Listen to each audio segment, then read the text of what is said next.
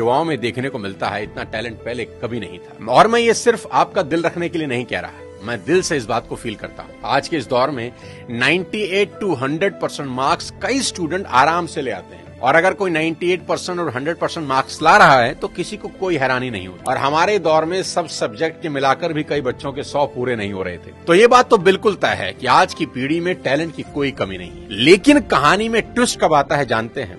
जब बच्चे 14 से 20 साल की उम्र में होते हैं।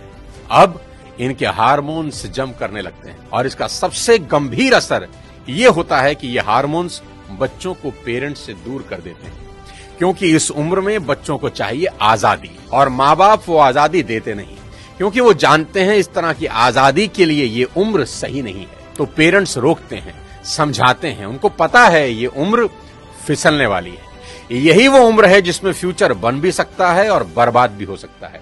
अब यहां बच्चों को लगता है कि यही दो लोग मेरे दुश्मन हैं। यहां बच्चे अब माँ बाप से झूठ बोलना शुरू कर देते हैं, चीजें छुपाना शुरू कर देते हैं। बच्चों को अब दोस्तों के साथ रहने में ज्यादा मजा आने लगता है, अपने ही माँ बाप अब दुश्मन दिखाई पड़ने लगते हैं। अगर किसी बात पर माँ बाप डांट दें तो आजकल के बच्चों का एक फेवरेट डायलॉग है, आवर पेरेंट्स आर आउटडेटेड। पापा आप सठिया गए हो। और अगर बच्चे ऐसा कर रहे हैं तो मुझे इसमें कोई हैरानी की बात नजर नहीं आती। ये नेचुरल है, सभी करते हैं। 25-30 साल पहले हम भी यही करते थे, और आज के कोई 25-30 साल के बाद इनके बच्चे भी ठीक इसी इंटेंसिटी से ऐसा ही करेंगे। ये साइकिल चलता रहेगा। अरे आपको दिक्कत क्या है हमसे? कम से कम हम कोशिश तो कर रहे हैं ना। बाकी मोहल्ले के लौंडों के जैसे सड़क पे आवारागर्दी तो नहीं कर रहा है, लंठाई तो नहीं कर रहा है। पढ़ाई पे ध्यान दिए होते तो अरे नहीं गया ध्यान पढ़ाई पे। एक और कहानी जो इस उम्र में होती है वो ये कि बच्चे अपने पेरेंट से अब नफरत करते हैं और दूसरे पेरेंट की बात खुशी खुशी सुन लेते हैं। यहाँ अपना ही एग्जाम्पल देता हूँ। आज बहुत लोग मेरी बात सुनते हैं और मानते हैं, दूर दूर से कंसल्टेशन लेने आते हैं, पर मेरी अपनी बेटी को समझाने में मेरे पसीने निकल जाते हैं। कपिल शर्मा के शो में आमिर खान का भी यही प्रॉब्लम है, जो उन्होंने बताया कि सभी स्टार्स के बच्चे अपने करियर की सलाह मुझसे लेने आते हैं, पर मेरे अपने बच्चे मेरी बात नहीं सुनते।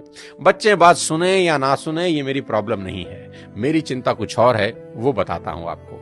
अभी कुछ दिन पहले मैं एज अ चीफ गेस्ट अपनी बेटी के स्कूल में गया, जहां उनकी प्रिंसिपल ने मुझे इनवाइट किया। उनका कोई एनुअल डे प्रोग्राम था। मैंने वहां भी यही कहा कि मेरी चिंता बच्चों की परसेंटेज को लेकर कुछ ज्यादा नहीं है, क्योंकि पिछले 20 साल में कोई 200 से ज्यादा कॉर्पोरेट्स को मैं ट्रेन कर चुका हूं, और मैं जानता हूं कि स्कूल और कॉलेज में पढ़ाई जाने वाली 90% बातें जिंदगी में कहीं काम नहीं आती, और 90% बातें जो जिंदगी में काम आती हैं वो स्कूल और कॉलेज में पढ़ाई ही नहीं जाती। मुझे तो याद ही नहीं कि कब sine theta upon cos theta is equal to tan theta मैंने अपनी जिंदगी में कहीं इंप्लीमेंट किया। एज अ पेरेंट आज मेरी सबसे बड़ी चिंता यही है कि बच्चे किसी गलत संगत में पढ़कर कोई गलत रास्ता ना ले लें, क्योंकि कुछ रास्ते ऐसे हैं जिसमें वापसी करीब करीब नामुमकिन है, जैसे नशे का रास्ता, जहां एक बार इंसान चला जाए तो फिर वापस नहीं लौटता। नशे पर एक पूरा वीडियो मैंने बनाया है, एक बार जरूर देखना। कोई ऐसा कदम ना उठाएं जिसका पछतावा उन्हें सारी उम्र हो। एक शेर है कि एक गलत कदम उठा था राहे शौक में, एक गलत कदम उठा था राहे शौक में, और मंजिल तमाम उम्र मुझे ढूंढती रही। कि आदमी एक गलती करता है और फिर रास्ता कभी मिलता नहीं। और मेरी तो सभी स्कूल टीचर से बस इतनी ही उम्मीद है और गुजारिश है कि वो बच्चों को एक अच्छा इंसान बना दे, क्योंकि टीचर आज जो पढ़ाने वाले हैं उससे ज्यादा ज्ञान तो गूगल पर एक क्लिक में अवेलेबल है। आज टीचर की रिस्पॉन्सिबिलिटी पहले से कहीं ज्यादा है। वो अपने स्टूडेंट्स को मॉरल वैल्यू सिखा दें, बस देश के लिए कुछ करने का जज्बा उनमें भर दें तो सोने पर सुहागा हो जाए।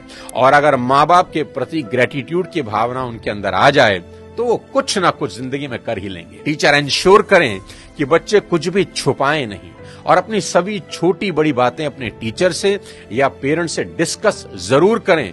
उन्हें समझाएं कि अगर कोई भी प्रॉब्लम है तो उसका हल जरूर है।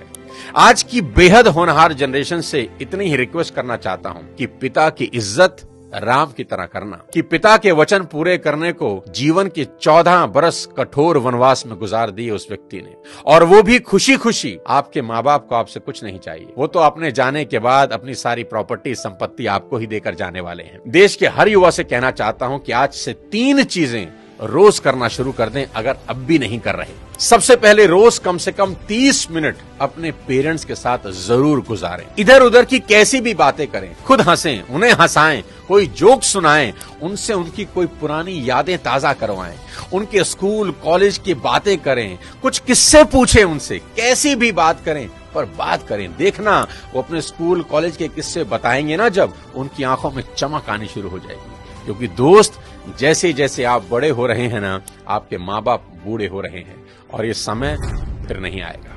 उनके जाने के बाद बड़ा अफसोस होता है कि काश ये कर लेता, वो कर लेता। उनका कर्ज सारी जिंदगी नहीं उतार सकते, पर अपना समय उनको देकर उस कर्ज का इंटरेस्ट जरूर भर सकते हैं। मुनव्वर राणा का एक शेर है कि लौट कर जैसे भी हो ऐ जाने पिदर आ जाना, लौट कर जैसे भी हो ऐ जाने पिदर आ जाना, ऐसी वैसी जो खबर सुनना तो घर आ जाना, और वक्त रुखसत हमें इज्जत से सलामी देने, जब डुबोने लगे दरिया तो नजर आ जाना। आस पास ही रहना अपने माँ बाप। दूसरी बात, भूल कर भी उनसे ऊंची आवाज में कभी बात ना करें। उनको कभी ये एहसास ना हो जाए कि अब हम बूढ़े हो रहे हैं, कमजोर हो गए, इसलिए हमसे ऐसे बात की जा रही है। याद रखना, आपकी वजह से उनकी आंख से निकला एक आंसू आपकी तमाम जिंदगी बर्बाद कर सकता है। माँ बाप तो फिर भी माफ कर देंगे, पर वो माफ नहीं करेंगे। तीसरी सबसे इंपॉर्टेंट चीज, बिना माँ बाप के पैर छुए घर से मत निकलना। अपने दिन की शुरुआत उनका आशीर्वाद लेकर ही करना। मैं आपको ये अपने पर्सनल एक्सपीरियंस से बता रहा हूं कि ये एक ऐसा सुरक्षा कवच है जो आपको बड़ी से बड़ी मुसीबत से बचा देगा। दिल से दिए उनके आशीर्वाद को भगवान भी नहीं टाल सकते। बस ये 3 चीजों पर अमल करना शुरू कर देना मेरा दोस्त। मेरा दावा है देवता भी आपको आगे बढ़ने से नहीं रोक पाएंगे। मैं चाहता हूं कि आप इस वीडियो को पूरे देश के नौजवानों को भेज दें, हर माँ बाप को भेज दें। हर माँ बाप अपने बच्चों के साथ बैठकर ये वीडियो जरूर देखें। बच्चे अपने माँ बाप के साथ बैठकर इस वीडियो को देखें। बहुत सी चीजें हम रोज शेयर करते हैं व्हाट्सएप पे, यूट्यूब पे, यहां वहां से, पर आपसे रिक्वेस्ट है कि इस वीडियो को पूरे देश में शेयर कर दें और मिलकर भारत को एक बेहतर भारत बनाएं। अगले किसी और वीडियो के साथ फिर आपसे मुलाकात करूंगा। तब तक अपने स्वास्थ्य का ध्यान रखिए। Thank you so much. जय हिंद।